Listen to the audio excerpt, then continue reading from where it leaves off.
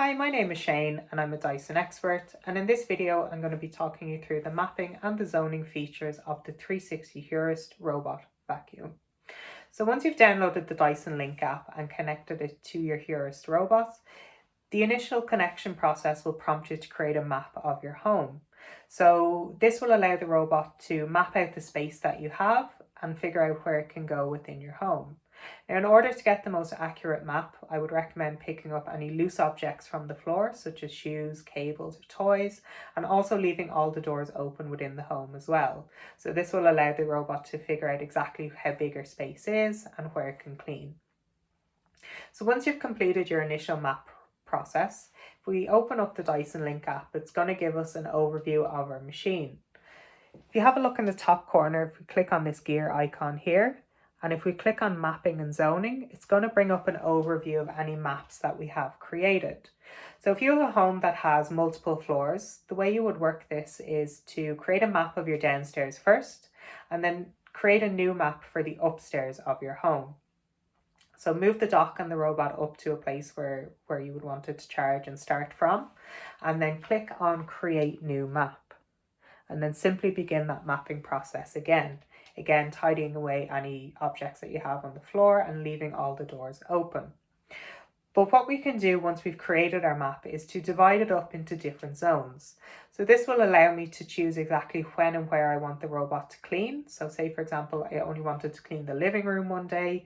By selecting where my living room is, it will allow me to do just that. So in order to divide up and manage our zones, if we click on Manage Zones here, it's going to bring up an overview of the map that it's created. Now you can see I've already created 3 different zones: my kitchen, my hallway, and then my living room. But what I'm going to do is I'm just going to delete those for the moment and create new zones. So in order to create a zone, it's very simple. You would just tap on where the doorway is into the next room. So I know here to here is my kitchen and my hallway, and the doorway is here, so I'm going to click on that. And then I know from here to here is the hallway into the living room, so I'm going to click on that as a new zone. So once I've selected where my zones are, I can label them. So it's going to ask for the first one, which is the kitchen, so I'm going to enter that now. The second one, which is my hallway, and then the third one, which is my living room. So I have all those labeled there, and I can click complete. So that has now created the 3 different zones within my space. So when I go to set my robot to clean, I can choose exactly which zone I want it to clean in, and which power mode as well. So you can set it to different power levels or different noise levels for when you're cleaning for different rooms. So you can have it on, say, high power in the living room and then a lower power in the kitchen if you want to. You can also manage your restrictions on the map as well. So if you have like a space that you don't want the robot to clean, you can outline those in the map as well. So if we click on Manage Restrictions here, what that's going to do is you can create a new restriction. So if we tap on that there, you can choose what you want to restrict the robot to. So you can choose to have it to avoid a particular area. You can turn off the brush bar for that area as well. Or you can also tell it not to climb over something. So if it detects like a bump or something like that, you can tell it not to climb over.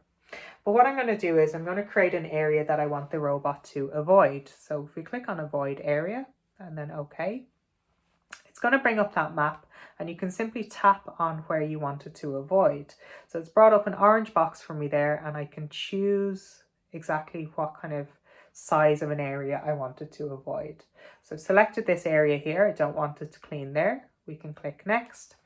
You can enter in a restriction name. So you can enter in, kitchen table or whatever it is that you wanted to avoid. So we'll submit that, and then that's created a new restriction for us. And that will tell you all your restrictions as well. Again, while you're cleaning, you can choose whether you want these restrictions on or off. So it gives you a lot of customization in terms of how you want the robot to clean your space. We do have additional videos on how to connect and set up your 360 Heurist with the Dyson Link app. And for more information, see dyson.ie or leave a comment down below using the hashtag AskADysonExpert.